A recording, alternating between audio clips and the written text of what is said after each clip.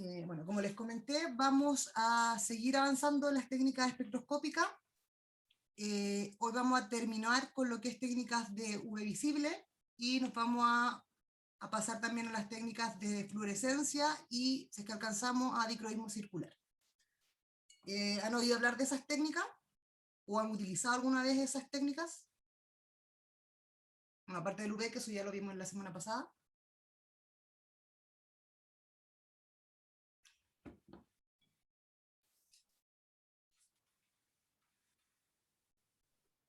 Creo que no las hemos visto en profundidad. Bueno, el fundamento es, bueno, es prácticamente lo mismo que en absorción molecular, ¿cierto? También vamos a ver un espectro electrónico, se va a excitar, ¿cierto? Y va a generar diferentes transiciones electrónicas, que eso ya la vimos en la clase pasada. Pero el método de detección es diferente.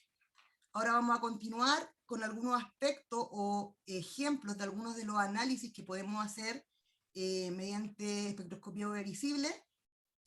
Bueno, en la clase anterior vimos algunos ejemplos de caracterización mediante UV visible. Sin embargo, lo vimos en espectros prácticamente puros de alguna especie, lo vimos como una técnica de caracterización, ¿cierto? Salvo alguna determinación de constantes, pero hoy vamos a explicar cómo se pueden determinar esas constantes. Y vamos a ver cómo se pueden hacer algunos cálculos más o algunos análisis más cuantitativos de nuestro sistema.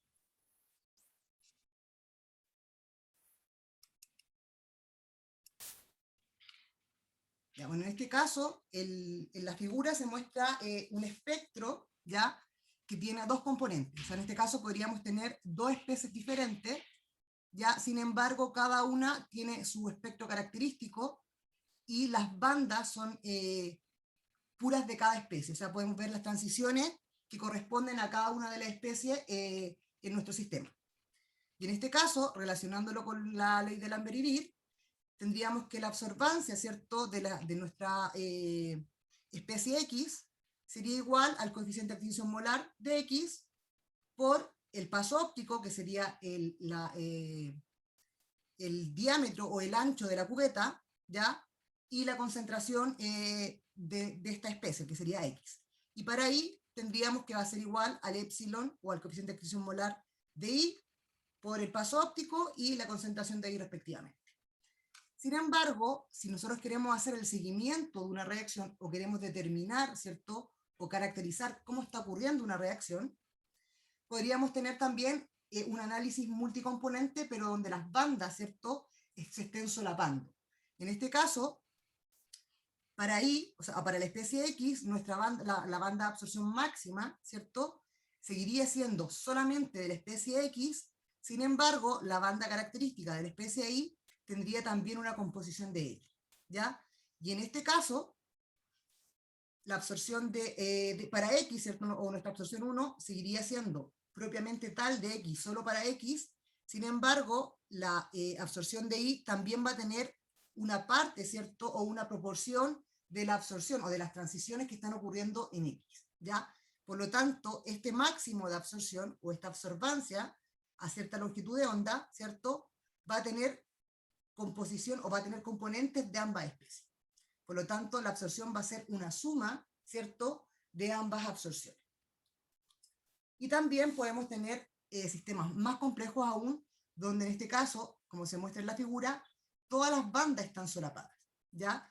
Y en este caso, en todos tendríamos que hacer una deconvolución o todos van a tener componentes de más de una especie.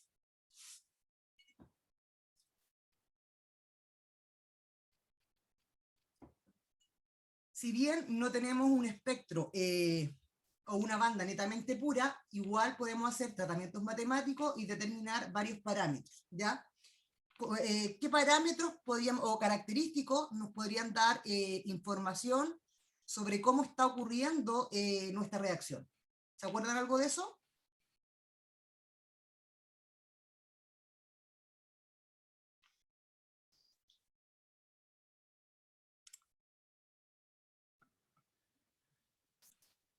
¿Se escuchan? ¿Sí?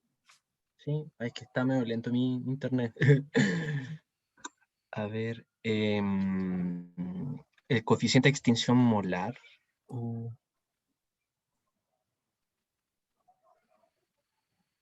Ahora no se escucha, Silas.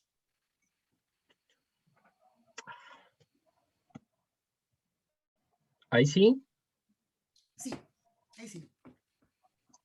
sí, es que podía, no sé si será lo correcto, pero también había otro en esta ley de Lambert y Beer del coeficiente de extinción molar, que era propio para cada Sí, el material. coeficiente de extinción molar es propio para cada especie, ¿cierto? A cierta longitud de onda, a una longitud de onda determinada.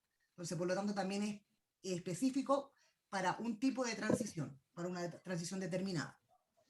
Eh, pero, ¿qué parámetros podríamos determinar de una reacción completa?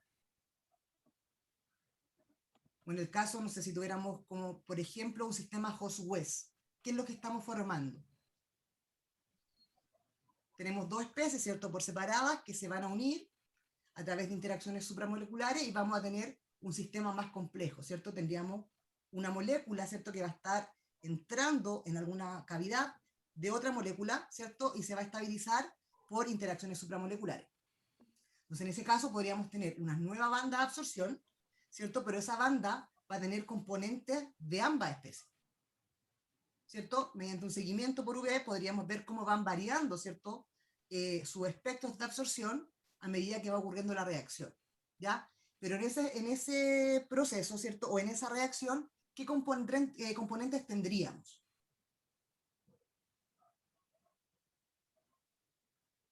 Tendríamos las dos moléculas de partida, ¿cierto? Para generar un sistema más complejo, que sería tenemos el Hoss, el West, ¿cierto? Y tendríamos un sistema Hoss-West, que serían ambos juntos, ¿ya? Pero en una ecuación real, en un sistema real, tendríamos solo reactivos y el nuevo complejo formado. Profe, ¿Sí? en ese caso también se podría ver o calcular la energía de activación. Sí, sí, podemos determinar diferentes parámetros termodinámicos, ¿cierto? Si tenemos un sistema en equilibrio, podemos determinar la constante de equilibrio. En el caso del sistema Hoss-West podríamos determinar, bueno, en ese caso, la constante de equilibrio también la podríamos asociar con una constante de formación del sistema o una constante de afinidad. También podríamos verlo a la inversa, ¿cierto? Y determinar la constante de separación, ¿cierto? O de disociación. Y teniendo la constante, podemos determinar parámetros cinéticos y termodinámicos. O sea, podríamos calcular delta G, delta H, ¿cierto? Acá podemos ver la velocidad de la reacción también. Pero para eso también es todo relacionado con la ley de Lambert-Eaton, o sea, con esta misma ecuación, ¿ya? Pero podemos ir asociándolo a diferentes parámetros por tratamiento matemático, ¿ya? Y uno de esos métodos, ¿cierto? O utilizando esa analogía, es el método de las variaciones continuas, o más conocido como método de Young, ¿ya? Y en este caso, con este método, podemos ir adicionando, ¿cierto? Cantidades determinadas de cada una de las especies y podríamos ver o evaluar, ¿cierto? La estequiometría con la cual se va a formar nuestro sistema supramolecular. En el caso de un sistema Hoss-West, ¿qué proporción deberíamos tener? ¿O sería lo más habitual?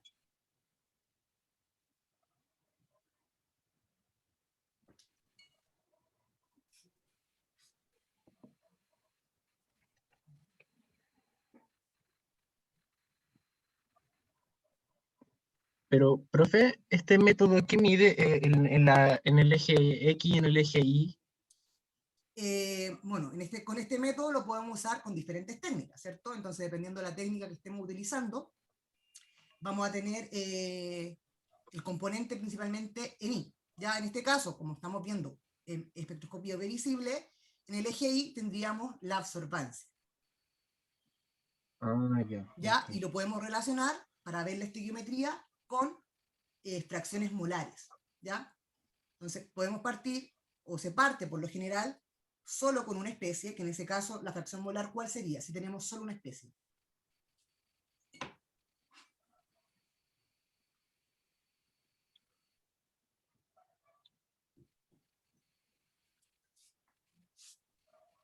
como la fracción molar, ¿sí?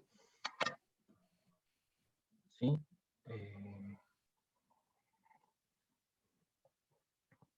Si hay solo una especie en el sistema, 1, sería 1, ¿cierto?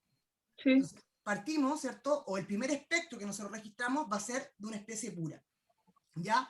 Y vamos adicionando, ¿cierto? Proporciones de nuestra otra especie. Podríamos partir en este caso, si tenemos estamos viendo un sistema host-west, partimos con el host, ¿ya? Y vamos agregando el west, ¿ya? ¿Y cómo lo hacemos en este caso? Vamos variando las fracciones molares. Entonces podríamos agregar una pequeña cantidad, ¿cierto? Y en este caso podríamos tener una fracción del host de 0,9, ¿ya? Y la fracción del west en este caso podría ser 0,1, hasta terminar solamente con el west. ¿Ya? Vamos variando esas, por eso de variaciones continuas, vamos variando constantemente, ¿cierto? La proporción de los reactivos que estamos empleando, para formar nuestro nuevo sistema, que en este caso sería el complejo host-west. Y en este caso, mediante la gráfica, ¿cierto? Vamos a obtener, en este caso, una parábola, ¿ya? Y el máximo nos va a dar la estequiometría. En este caso cae justo en 0,5, ¿ya? Y esto nos indicaría que es un sistema 1:1, ¿ya? Y que es lo típico para un sistema host-west, ¿cierto? Tenemos un host y siempre cae solo un west. Nunca hay más de uno. También con este método podemos relacionar la pendiente, ¿ya? De esta curva con las constantes de equilibrio, ¿ya? Y mientras mayor sea la constante de equilibrio, más aguda sería esta curva, ¿ya? O más similar a un triángulo. Mientras que si vamos disminuyendo la constante, ¿ya? Esa curva se va a ir ensanchando, ¿ya? Y en este caso, también tenemos sistema, o cómo sería la gráfica típica ya para un sistema 1:1, en esa proporción, pero variando las constantes, con diferentes constantes de equilibrio. También podríamos determinar, ¿cierto?, la proporción, ¿ya?, o la estequiometría de un sistema 2:2, ¿ya? Que en este caso sería lo mismo que dijéramos que un sistema 1:1. No, ¿No? no. Ah, pero Sí, sí es. sí Sí, pues, sería, ¿o no? 2:2 Ah, sí, pues. Debería ser lo mismo. debería ser lo matemáticamente. mismo, ¿cierto? Pero sin embargo tenemos más especies en el sistema, ¿ya? Y esto nos va a generar un ensanchamiento de esa curva, ¿ya? Por lo tanto, las pendientes no van a ser tan definidas. Sin embargo, igual va a caer, ¿cierto? O el intercepto, ¿cierto?, de esas dos pendientes va a ser 0,5. También tendríamos una proporción 1:1, pero en este caso sería 2:2. Y por último tenemos otro ejemplo, ¿ya?, donde tenemos una proporción 2:1. Y si se fijan, acá hay una variación de las pendientes y ya el intercepto de ambas pendientes, o sea, cuando vamos aumentando en absorbancia, a medida que vamos aumentando la fracción molar de cada especie, ¿cierto?, el intercepto de esas dos pendientes cae en otro valor. Y en este caso sería como en 0,33 aproximadamente. Y eso nos indica que la proporción, en este caso, va a ser 2:1. Ya, si fuera un sistema 1:2, ¿cómo debería ser la pendiente? Inclinada hacia. Hacia el otro extremo, ¿cierto? Sí, pero ¿Ya? no sabría decir hacia qué extremo se está inclinando. Bueno, viéndolo como en el gráfico, debería ser hacia la derecha.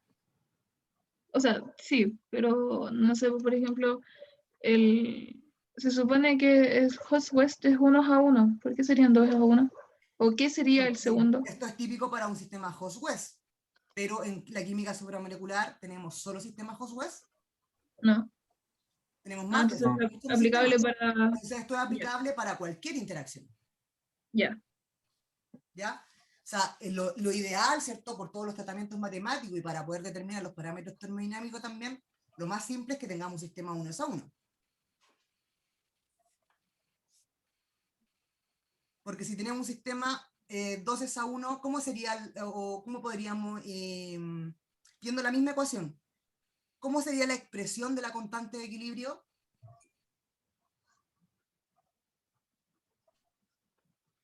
Si es 2:1. Como en la tercera ecuación, o en la de la derecha, la ecuación de la derecha. ¿Puedes repetir la pregunta, por favor? ¿Cómo sería la expresión de la Si constante de fuera, equilibrio? ¿Sería más pequeña que las otras? ¿Que los otros dos sistemas? O sea, el otro dos sistemas, ¿cierto? Sería, o sea, la primera ecuación, donde tenemos un sistema 1 es a 1, ¿cómo sería la constante? ¿O cómo podemos determinar la constante? ¿O cómo se expresa la constante de con la equilibrio? aparición de... Los productos partidos en los Sí, Concentración de producto partido por el producto de la concentración de los reactivos, ¿cierto? Entonces, en este caso sería Sí, concentración AB partido por concentración de A por concentración de B, ¿cierto? reactivos. Ya. Sí. En el caso de la ecuación del medio, donde tenemos el sistema 2 es a 2. O sea, lo mismo que antes, elevado a es 2. el, Pero cada uno elevado a 2, ¿cierto? Sí, claro. ¿Ya? Y en la tercera, lo mismo, pero solamente B elevado a 2. Pero, ya. pero Pero en sí, este caso, ¿cierto? Esto también lo podemos simplificar, ¿cierto? Entonces, también nos quedaría como sin el elevado, Sí, claro. ¿ya? Entonces también podríamos llevarlo a una ecuación lineal, ¿cierto? Cuando hacemos el gráfico. Ujú. Sin embargo, en este caso ya no iríamos a una ecuación cuadrática, ¿ya? Porque tenemos un cuadrado, Ujú. ¿ya? Entonces, para el tratamiento matemático es un poco más complejo, pero también se puede hacer, ¿ya? Para obtener la pendiente directamente de una gráfica, ¿ya? Y que en este caso es un ejemplo, ¿cierto? Bueno, este ejemplo lo vimos como un proceso, sí, o cómo podemos utilizar, ¿cierto? La técnica, y en este caso para una determinación de constante, ¿ya? La interacción, ¿cierto? Se estudia la interacción de unos helicatos de rutenio, ¿ya? Que en este caso tenemos dos enantiómeros con un ADN dúplex, ya que el ADN calcimus, y se determinó su constante de afinidad, ¿ya? En este caso, el sistema es 1 es a 1, ¿ya? Por un helicato interactúa con un dúplex, ¿ya? O con una molécula de dúplex, y mediante esta gráfica, ¿cierto? Que va a ser la variación de la concentración por la concentración del ADN, podemos obtener directamente del gráfico la pendiente, o sea, la pendiente del gráfico nos va a dar el valor de la constante.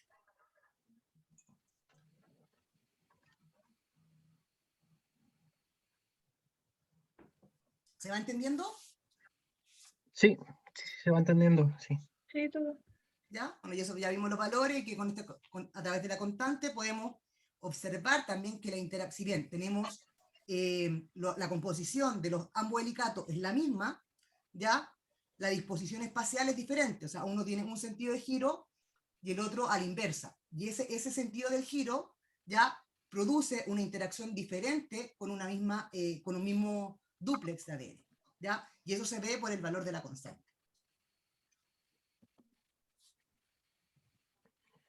Y ahora nos vamos a pasar a la técnica de fluorescencia, ¿ya? Y que en este caso, ¿qué diferencia podríamos tener? De acuerdo a lo que vimos en la clase pasada.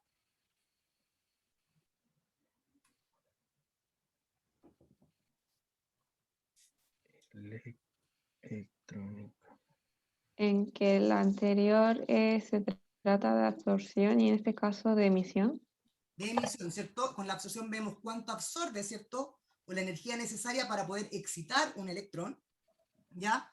Y con la fluorescencia vamos a ver cómo decae ese electrón, ¿cierto? O cómo vuelve a su estado original, ¿ya? Y en este caso, ya tenemos las transiciones posibles, y para poder determinar, ¿cierto? El proceso, el fundamento del mismo, pero la técnica o el método de detección, ¿cierto?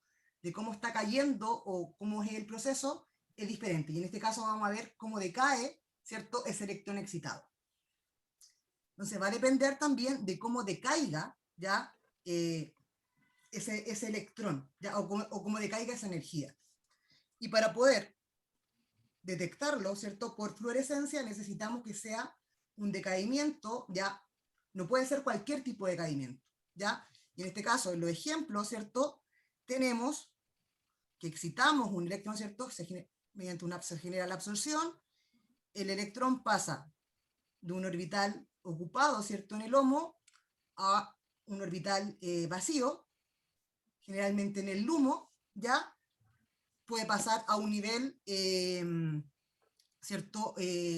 No siempre va a saltar al primer orbital vacío, ya puede pasar a uno superior, pero mediante reacomodo, ¿cierto? Ese sistema se va estabilizando hasta que decae al nivel más bajo de energía de los orbitales vacíos, ¿ya? Entonces ese decaimiento o esa energía que va perdiendo al decaer, la podemos cuantificar por fluorescencia. Sí. ¿Sí? ¿Seguro? Sí. ¿O no? Sí, po. ¿Puede repetir la pregunta, profe, por favor?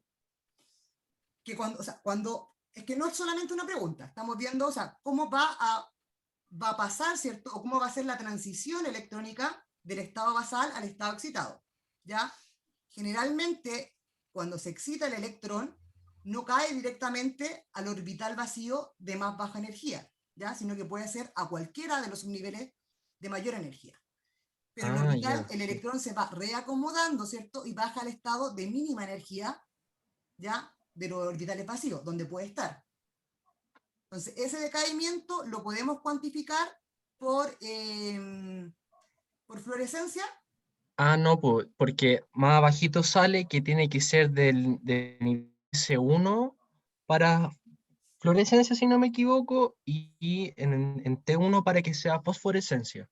No era que tiene que llegar al estado fundamental para que sea fosforescencia. O sea, ¿O es muy loco? siempre ya el electrón va a volver a su estado fundamental o al estado basal, ¿ya? Pero va a depender, ¿cierto?, de cómo esté decayendo, ¿cierto?, o cómo esté volviendo al estado basal.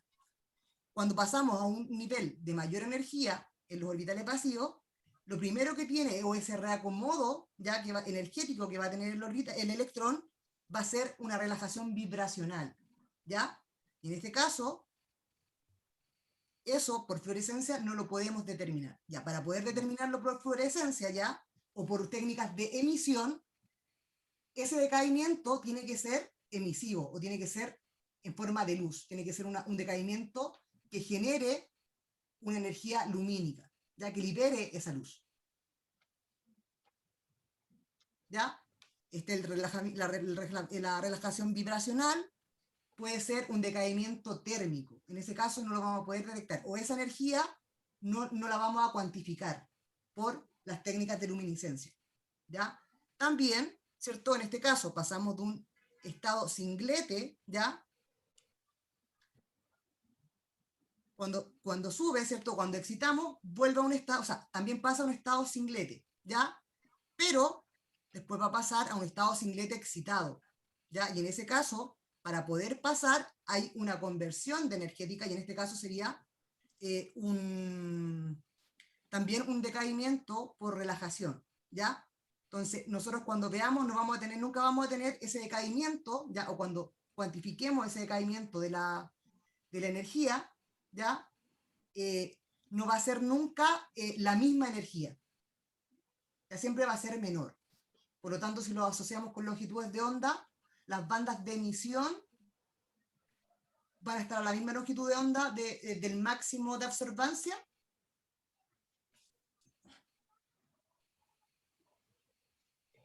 No. No, ¿cierto? Van a estar a una longitud de onda mayor, o sea, van a estar a menor energía. ¿Se va entendiendo eso? Sí, profe. ¿Ya? Y cuando ese decaimiento sea de forma lumínica, podemos tener dos procesos, de fluorescencia o de fosforescencia. ¿Ya? Para que sea fluorescencia, tenemos que pasar de un estado excitado singlete a un singlete, ya que es donde partimos, el estado basal. Pero también puede haber, o se puede transformar en un estado triplete. Y en este caso hay un cruce de sistemas, ¿ya? Y ese cruce o esa energía que se pierde para pasar de un estado singlete a un triplete, tampoco lo podemos determinar, ¿ya? Y cuando el último nivel energético, o de donde cae, ¿cierto? O de donde vuelve al estado basal ese electrón, si es de un estado triplete, cuando pase un singlete, vuelve a haber otro cruce de sistema. Y en ese caso, se puede evaluar mediante fosforescencia, o es el proceso de fosforescencia. ¿Ya? Nosotros por fluorescencia vamos a ver el decaimiento en forma de luz, ¿ya? O que se libere la luz, pero pasando de un estado singlete a un estado singlete.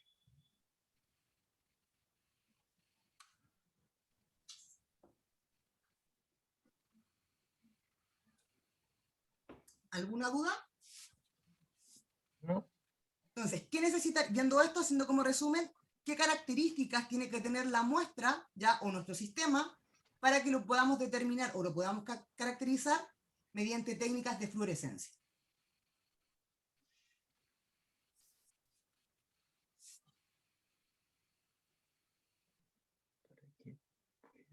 Tiene que ser capaz de cambiar de nivel energético. Pero Cuando cambia es, de nivel energético, cuando es ¿volvería al excitado. estado basal o no? Sí, sí, pues, ¿o no? O sea, que cuando sea excitado, o se excite claramente y sea capaz de volver al estado basal. Siempre vuelve al estado basal. Cierto. Lo, lo pensé después que lo dije. Siempre vuelve O al sea, que estado basal, cuando sea ¿cierto? Y para que excitado, vuelva al estado basal, tiene que tiene que llegar a haber ese nivel. una variación del estado energético, ¿sí, sí o no? Sí, sí. Entonces eso siempre ocurre. La cosa es cómo está ocurriendo.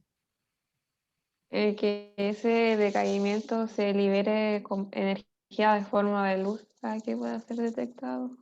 Tiene que ser de forma de luz y además, ¿qué debe tener?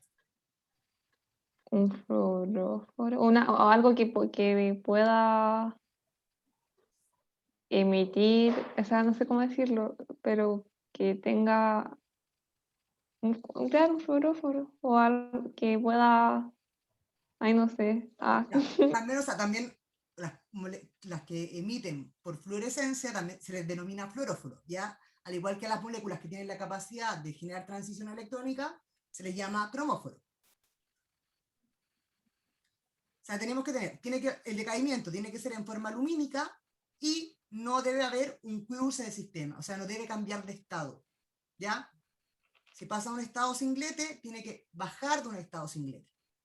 El último decaimiento, ¿cierto? O el último paso energético, que es lo que vamos a cuantificar, tiene que ser también de un estado singlete. Porque si es de un estado triplete, no lo podemos cuantificar, ¿cierto? No lo vamos a poder detectar en un fluorímetro. ¿Qué pasa con fluorescencia? Para que sea fosforescencia, sí, por ese caso es fosforescencia.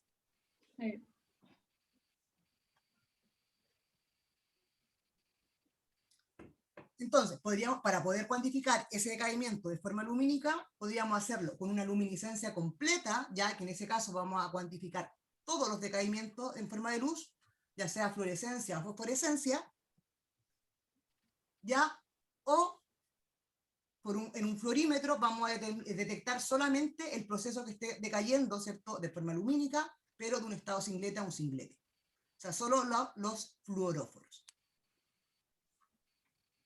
Entonces podríamos caracterizar cualquier muestra por fluorescencia.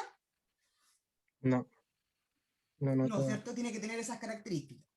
Entonces, esta técnica podría ser igual de usada que el UV visible. Igual de usada se refiere a que se pueda tratar matemáticamente de la misma forma. ¿A eso se refiere? ¿O No, así es, se puede usar ampliamente o con la misma amplitud de UV visible. no, pues en ese sentido no, pues, porque Es un está poco más la restrictivo, restringido a ¿cierto? cómo está compuesto A las la características que molécula. tiene que tener la molécula. Pero el tratamiento matemático, ¿cierto? O esos análisis cuantitativos se pueden hacer de la misma forma, ¿ya? Salvo que Ok. ahora vamos a registrar otra propiedad. En UV visible se registraba la absorción, ¿cierto? Y ahora veríamos la emisión por fluorescencia.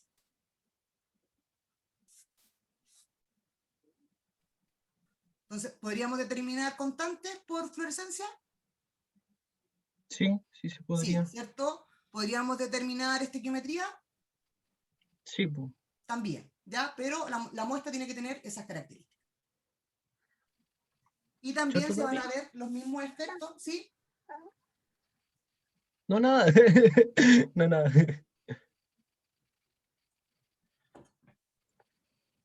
Ya, también vamos a ver efectos muy similares a los que se veían en la absorción, ¿cierto? Efectos espectrales. También podríamos tener un hipocromismo, o en este caso sería pero asociado a fluorescencia, ¿cierto? Podríamos tener un aumento o un incremento en la intensidad de fluorescencia debido a una interacción, o también podríamos tener un decaimiento, ya que en ese caso también se le llama quenching, ya, o apagamiento. Ah, Y también se podrían ver, dependiendo de las interacciones que tengamos, un desplazamiento, ¿cierto? Pero en general, en el caso de la emisión, el desplazamiento siempre es hacia el rojo o hacia menor energía. Y en este caso, tenemos el mismo ejemplo, el mismo ejemplo que vimos para determinar la constante, ¿ya? De afinidad entre una interacción de un complejo de rutenio y un dúplex de ADN, pero en este caso se puede cuantificar mediante el incremento, ¿ya?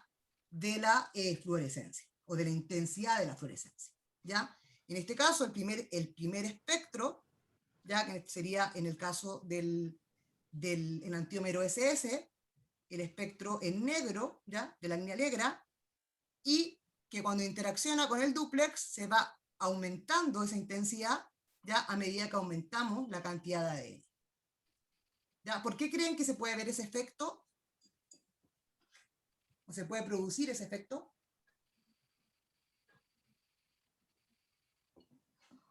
a medida que- es a medida que está más acomplejado con ADN, o sea que está más.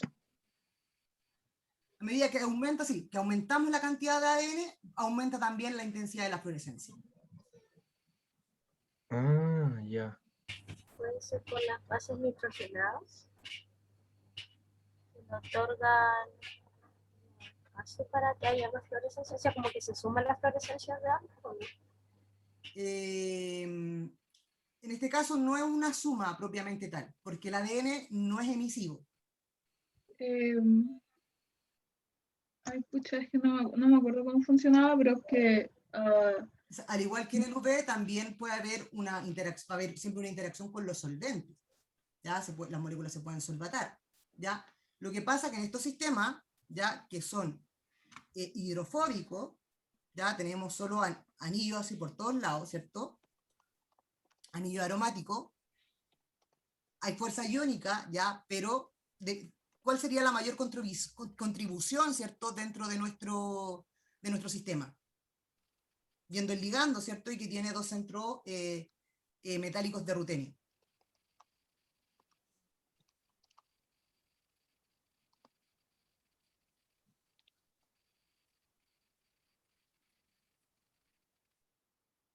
¿La molécula debería ser más polar o más apolar?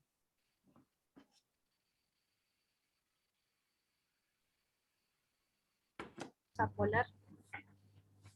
Más apolar, ¿cierto? Entonces, ¿y el ADN en qué es soluble? ¿Cuál sería el medio habitual o más típico de una molécula de ADN?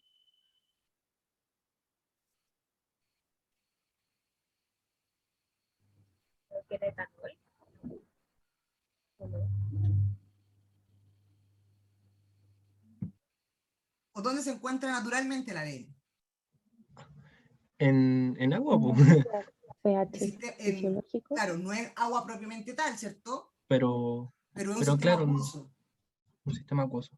¿ya? Entonces, en este caso, teniendo el caso de los complejos, es una molécula apolar, ¿ya? En un sistema acuoso se tiende a quenchear la fluorescencia, ¿ya? Se ve apagado. Eso pasa con muchos sistemas, ¿ya? Sobre todo con moléculas más orgánicas.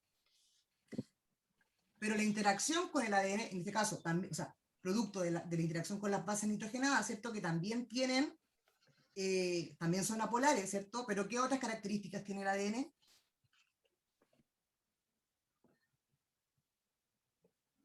que tiene carga negativa, o sea, no sé si... Tiene los grupos fosfatos por fuera, ¿cierto? Sí, Eso le permiten, ¿cierto? Ser soluble en un medio acuoso. sí. Ya, cuando interacciona con las bases nitrogenadas, el complejo, ¿cierto? En este caso se ve más protegido por las bases nitrogenadas. Por lo tanto, al estar protegido por esas bases nitrogenadas, tiene menor interacción, ¿cierto?, con el medio. Y producto de eso, se incrementa la fluorescencia. Es más permitida tenemos menos restricciones para el decaimiento, ¿cierto?, de forma lumínica.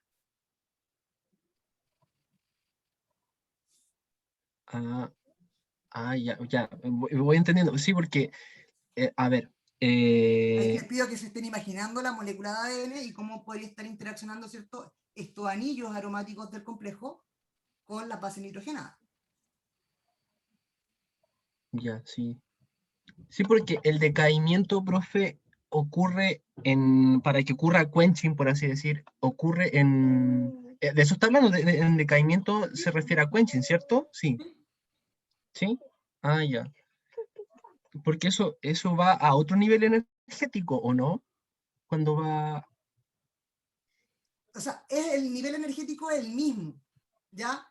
Pero tenemos pérdida de otra forma, Ya, entiendo. ¿ya? Entonces, en ese caso, es menos lo que decae de ese singlete, del singlete excitado al singlete basal, va a ser una menor cantidad. Por eso la intensidad también baja. Hay más energía que se disipa, Entiendo. ¿ya? Y al estar protegido, ¿cierto?, nuestra molécula por el ADN, por esa interacción, que en este caso van a ser interacciones pi, interacciones de Van der Waals también, ¿ya? Porque el complejo también tiene carga, interacción electrostática, pero por la interacción con las bases nitrogenadas se ve un poco más protegido del medio. Por lo tanto, eso impide que la fluorescencia se vaya apagando. Si la interacción Ya. fuera al revés,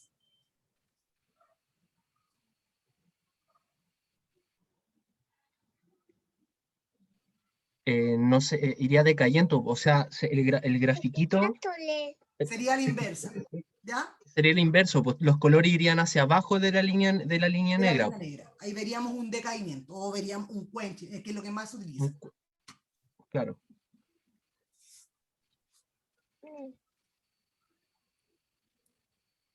¿Ya? Entonces, también viendo esa variación, ¿cierto?, de la intensidad de la fluorescencia, también la podemos relacionar con la concentración.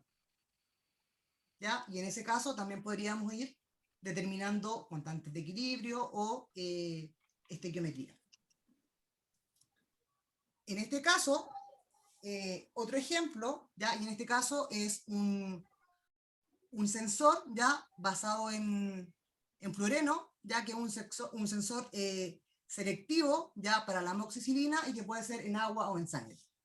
Ya, esta es la molécula y lo hicieron reaccionar o evaluaron la interacción con diferentes fármacos, ¿ya? Y en este caso, la interacción o las variaciones en el espectro de emisión, ¿ya?, en este caso específicamente de emisión por fluorescencia, es diferente, ¿ya?, en el caso de la amoxicilina que con los otros fármacos. Entonces, en este caso, también haciendo solo un análisis cualitativo, se puede ver con cuál tiene mayor interacción. ¿Ya? En este caso, también por una variación de la concentración, se pudo determinar, ¿ya?, en este caso, ellos cuantificaron el límite de detección, ¿ya?, variando la concentración y cuánto sería la mínima cantidad de amoxicilina, en este caso, que produciría ese cambio en el espectro de emisión. También lo evaluaron frente a diferentes fármacos y también sigue siendo selectivo. En este caso ellos determinaron un límite de detección de 100 micromolar, ¿ya? Bastante alto como para límite de detección, ¿ya? Pero hay que ver también para qué se está, o cuál es la intención, ¿cierto?, de este sensor, o dónde se quiere detectar. Y también, por método de variantes continuas, ya determinaron la estequiometría, o cómo interacciona, ¿cierto?, esta molécula con la amoxicilina. Y también determinaron que la interacción es 1:1.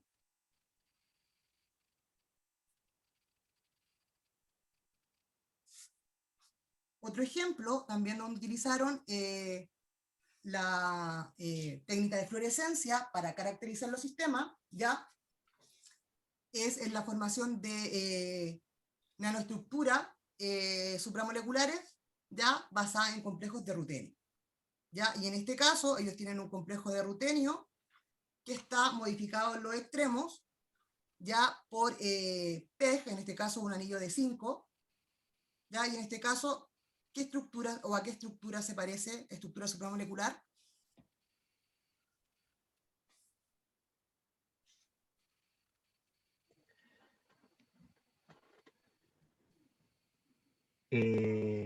¿Cuál Se es refiere a las figuritas azules, ¿cierto?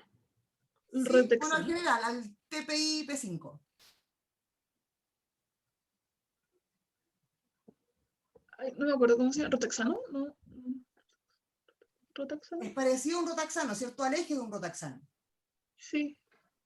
¿ya? Sin embargo, el método o la interacción que tienen, ¿ya? Con otra molécula, que en este caso, con una trifenilamina, ya es la química Hoss-West, ¿ya? Donde en este caso, este sería el West y este sería el Hoss. Y también evaluaron un sistema muy similar, pero que no va a tener los bloques o estos anillos, ¿cierto? En los extremos. Entonces, en este caso, podría actuar como Hoss.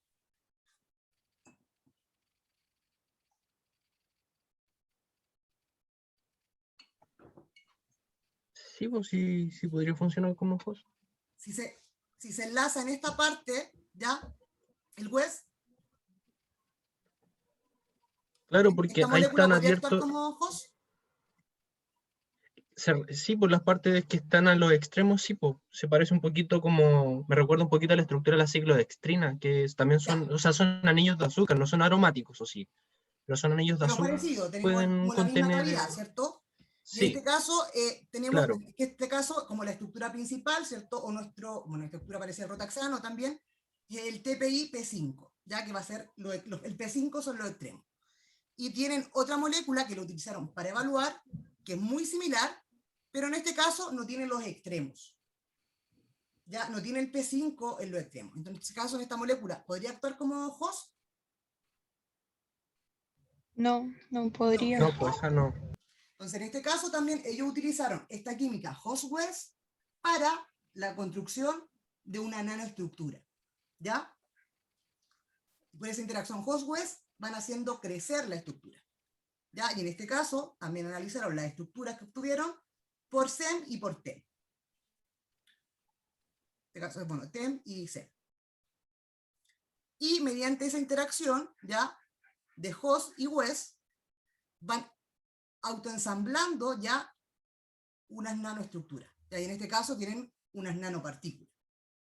Y que por interacción con el ADN pueden desarmar esa estructura. Entonces ellos fueron evaluando ya cada uno de estos pasos, o los pasos de la reacción para formar la nanoestructura y para desarmar esa nanoestructura mediante fluorescencia, ¿ya? Y en este caso,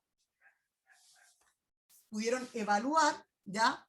Cómo se está uniendo, ¿ya? El host con el West, ¿ya? En este caso partieron del host, que es este sería el fluoróforo, y cuando va interaccionando con el host, va decayendo la fluorescencia, ¿ya? También vieron, en este caso, en el primer ejemplo, o en la figura A, evaluaron el sistema o toda esta formación en cloroformo y cambiaron solvente para ver el efecto del solvente y lo hicieron en acetonitrilo, ¿ya? Y en este caso el decaimiento es menor. También lo evaluaron con la molécula control, ¿cierto? En este caso que no puede actuar como host, y el decaimiento tampoco es tanto, ya es mucho menor. Y vieron a la inversa un incremento en la fluorescencia cuando hacen interactuar estas nanopartículas con una secuencia de ADN. Y en este caso, la interacción con el ADN va a ser más fuerte que la interacción que está soportando la nanopartícula. Y en ese caso se desarma. Y en ese caso van viendo o va liberando al West, ¿ya? Y se ve un aumento en la fluorescencia.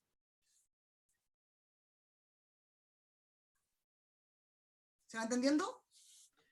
sí, profe, sí, Sí, o sea, al final en la figurita ves como el primer gráfico que vimos al principio, que los colores van hacia arriba y O en hacia caso la de inversa, movimiento van hacia podemos ver abajo. el proceso de formación, ¿cierto? O la disociación. Ok.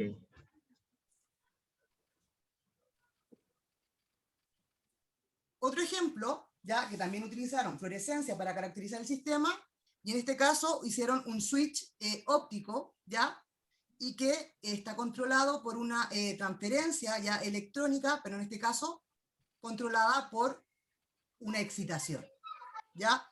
Formaron un sistema por la formación de enlaces covalentes coordinados, ¿cierto? Formación de un complejo, ¿ya? Y que después lo hicieron reaccionar con otra molécula, que en este caso también sería un sistema Hoss-West, pero dependiendo, ¿ya? De la intensidad o con el haz de luz que se excite, ¿ya? Este sistema se puede cerrar o abrir. La molécula se va a ciclar, ¿ya? Cuando se excita a una longitud de onda de 355 nanómetros, y se abre cuando se excita con una luz visible, ¿cierto? En 400 nanómetros. Entonces el sistema se puede encender o apagar. ¿Ya? Ya es como va funcionando. Bueno, la figura B es como va, o van evaluando el proceso completo. Forman, ¿cierto? El complejo metálico, ¿ya? En este caso van uniendo dos sistemas o dos macrociclos que se unen a través de enlaces covalentes coordinados, ¿cierto? La formación de un complejo, y que después la hacen interaccionar con una molécula West, ¿ya? O con un West. Y ese West se puede ciclar, dependiendo, ciclar o abrir, dependiendo de la luz con la que se excite, o la longitud de onda que se excite. Y en este caso pueden ver, evaluar también por absorción, ¿ya? La formación, y por fluorescencia. Si se fijan, en este caso va disminuyendo la absorción, pero la fluorescencia o la intensidad de la fluorescencia va aumentando a medida que se va formando el complejo. También evaluaron, ¿cierto?, por separado, cómo el proceso, ¿cierto?, de que se cicle o se abra ya el West. También lo evaluaron por absorción y por emisión. Y también determinaron, ¿cierto?, cómo está interactuando el West o en la proporción en la que puede interactuar el West, y en ese caso también utilizaron el método de Young para evaluar, ¿cierto?, o obtener la estequiometría del sistema.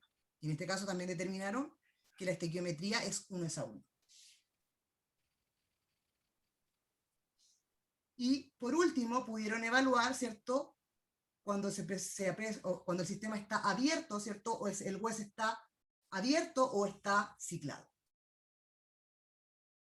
Y aquí también por fluorescencia pudieron ver cómo el abierto o cerrado, a medida que se va excitando con a una determinada longitud de onda. ¿Alguna duda?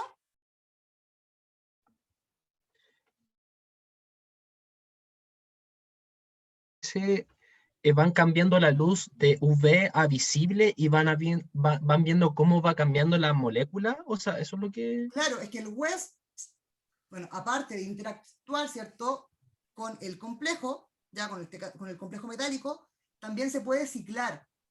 Ya, entiendo. Ya, entonces, en este caso también se podría utilizar como el sistema en conjunto, como un sensor electroquímico, como un sensor fotoquímico. Ya.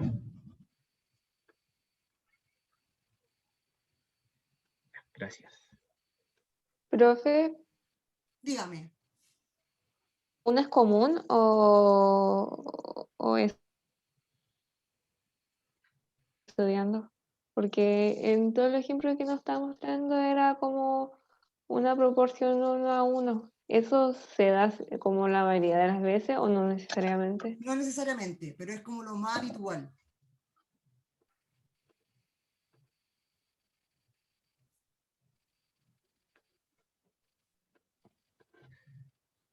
Laboratorio químico. Y bueno, y los ejemplos también que hemos dado son de la química Hoss-West, y en ese caso la interacción siempre es 1:1.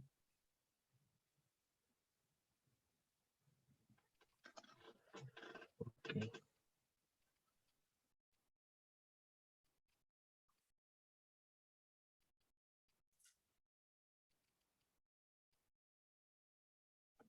Profe, y en la mayoría, por Pero si ejemplo, usted evaluando, ¿ya? En este caso, ¿cuántos West podría captar, ¿cierto?, nuestro host?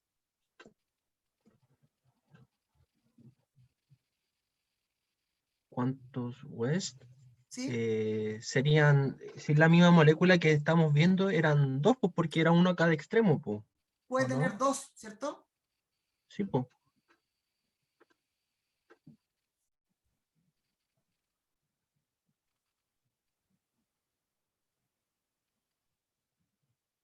Entonces, en este caso, evalúan uno, pero acá también dan la proporción que es 1:2. Entonces, podríamos tener 2 sistemas.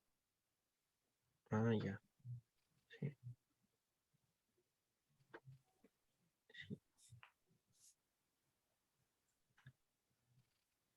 Profe, le iba a preguntar algo.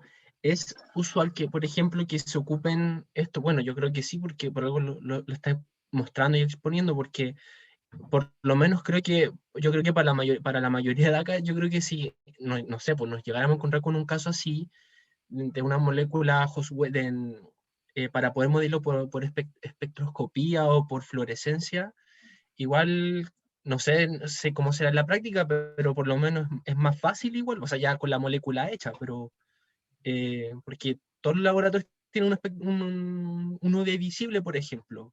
No sé Claro, qué. sí, pues mucho más simple. Sí, Es mucho más simple que hacer, no sé, la caracterización por microscopía, por ejemplo. claro. Sí, sí. O sea, lo único que habría que más o menos como un poquito como ensayar sería el tema como, por ejemplo, en qué solvente, por ejemplo, se va a medir, po.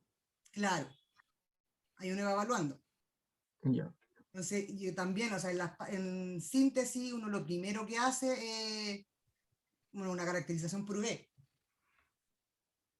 sí. Usted casi ni uno llegó a la parte de la síntesis en INO, ¿cierto? Los de bioquímica con cuál hicimos una. Sí, La alcancé a siguiendo, ¿no hacer es cierto? síntesis, pero me salió muy mal. Yo igual. Hoy yo no alcancé porque justo nos fuimos a paro ese año y se canceló. Lo mismo por acá.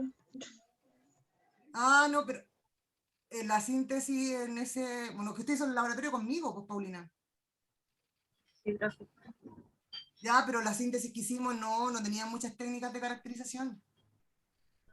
Y No más encima pudimos el ver equipo como elemental, estaba así, malo. en el mismo laboratorio.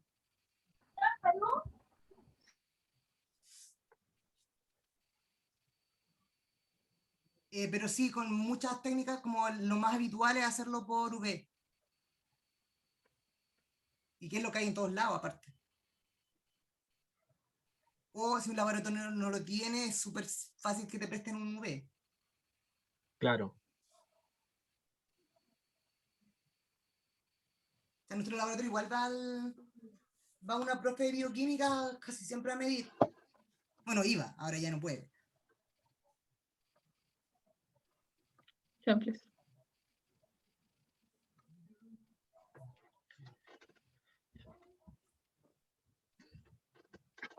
Claro, y ahí uno puede ir complementando, o sea, por cada técnica puede ir obteniendo más información, entonces se van complementando cada una de estas técnicas.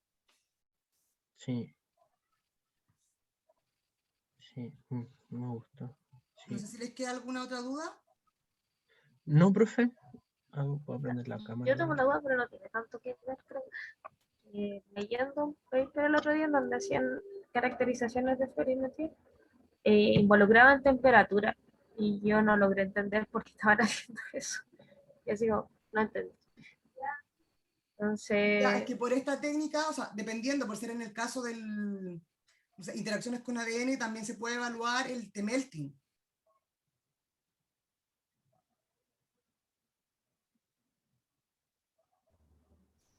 viéndolo como relacionando casos, si nosotros hiciéramos interaccionar el mismo estudio, o sea, en ese caso el T-melting que yo les mostré era entre dos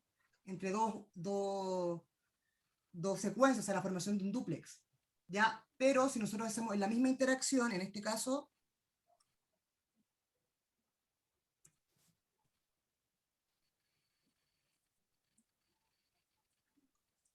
como ejemplo, también podemos evaluar, podríamos evaluar el T-melting, no, pero en este caso no podemos evaluarlo, ¿ya? Porque como el ADN no es fluorescente, ya no podríamos tener esa variación o un control, ¿cierto?, del ADN. Ya, pero si tuviéramos dos moléculas fluorescentes sí podemos ver esa estabilidad. Ya, sí. ¿Pero de qué es lo que era el Sí, paper, Paulina? Hablaban de cómo se agregaba a la HDCA, a la albúmina sérica de humanos, le agregaban como un fármaco, como como que hacía quenching con, apagaba su fluorescencia. Y tenía relación así como en términos de la estructura de la proteína. Pero yo cuando empecé a ver los experimentos quedé así como, ¿y qué tiene que ver la temperatura? No lograba entender. Ya, pero es que acuérdense también que la temperatura es como el catalizador más simple que hay, pues. Sí, es que yo lo veía y como que bajaban el quenching, pero yo decía así como, ¿qué están haciendo esto? Pero me costó mucho, mucho entenderlo. Pero igual ahora me queda más claro el otro día, en general. Ya, bueno, cualquier cosa me preguntan nomás, pues. Gracias.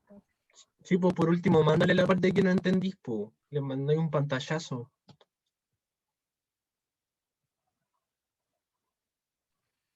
Bueno, la técnica de fluorescencia, vimos algunos ejemplos, se pueden hacer muchas cosas más, ya, pero en pro del tiempo lo vamos a dejar hasta aquí, pero ya no alcanzamos a ver dicroismo circular, ya, porque igual ahí hay que ver más conceptos, porque es una técnica que tampoco han visto antes, o alguno ha oído hablar por lo menos del dicroismo circular. Los, En Bioquímica 2 sí, lo vemos. Eso mismo. Ah, ya, entonces conceptos, ¿saben más o menos los fundamentos? que recuerdo, No sé si los fundamentos. pero sí, O sea, lo Pero que sí lo pasa, vimos. profe, es que sí, lo vemos en Bioquímica 2, pero más que nada como para los usos, como para las aplicaciones. Eso más o menos lo ocupamos. Pero, por ejemplo, el fundamento, la profe como que no va mucho en eso. Entonces, igual sería bueno que lo viéramos, porque para algunas técnicas es súper bueno. O sea, para algunos estudios, perdón. Ya, o sea, vamos a ver, eso lo vamos a ver en la próxima clase, y bueno, voy a hacer como un resumen de los fundamentos. O sea, es más o menos lo que tengo preparado, como lo más esencial del fundamento, Ya. tampoco no vamos a ir muy profundo como, no sé, como se ve en análisis instrumental un poco, pero sí más o menos qué es lo que hay que ver o qué características tiene que tener la muestra para poder analizarla por dicroismo. Ya. Buena. ¿Ya?